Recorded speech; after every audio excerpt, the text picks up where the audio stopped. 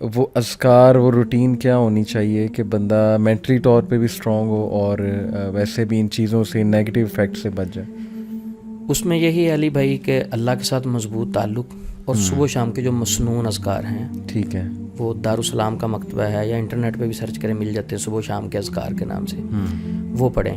اچھا، ایک بندہ کہتا ہے کہ میرے پاس اتنا ٹائم نہیں ہے یا میں پڑھ نہیں سکتا، تو سب سے پہلے تو ٹائم نکالنا چاہیے۔ دنیا تو آنے جانے والی چیز ہے، صحیح، اصل چیز تو آخرت ہے جو نہ ختم ہونے والی ہے، یہ تو ختم ہی نہیں ہوگی۔ تو آخرت کے لیے ہمیں پہلے تیاری کرنی چاہیے۔ یہ دنیا کے لیے زیادہ لوگوں نے فوکس کیا ہوا ہے جن کے پاس ٹائم ہی نہیں ہے، صحیح، تو اصل فوکس یہی کرنا چاہیے ان کو کہ اذکار صبح و شام کے، مسنون دعائیں، گھر میں کوئی مسئلہ ہے سورۃ بقرہ کی تلاوت کر لیں صحیح، اور سارے معاملات کو اللہ کے سپرد کر دیں۔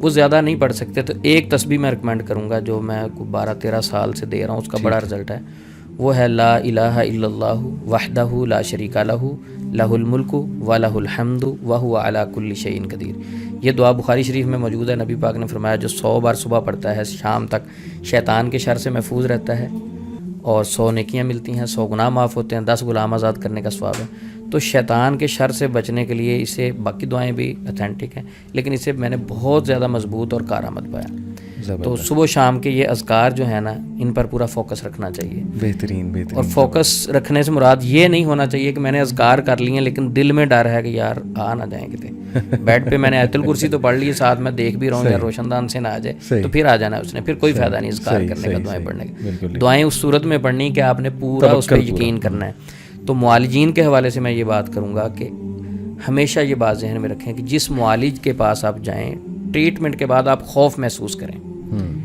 آپ تو گئے تھے کہ میرے اندر خوف ہے ختم ہو جائے، جی، آپ محسوس کریں کہ میرا خوف بڑھ رہا ہے، پہلے سے کم نہیں ہوا، صحیح، اور میں دن بہ دن مزید پریشر میں جا رہا ہوں، تو سمجھ لیں وہ معالج غلط ہے۔ صحیح، وہ معالج ٹھیک ہے جس کے پاس جا کے علاج ہونا تو بعد کی بات ہے، آپ کا خوف کم ہو، وہ آپ کو ریلیکس کرے، پازیٹیو کاؤنسلنگ کرے، اللہ کے قریب کرے، زبردست، ٹھیک ہے۔ جس کے پاس جا کے آپ کے خوف میں اضافہ ہو جائے تو وہاں آپ علاج نہیں کروائیں، کلوز کریں۔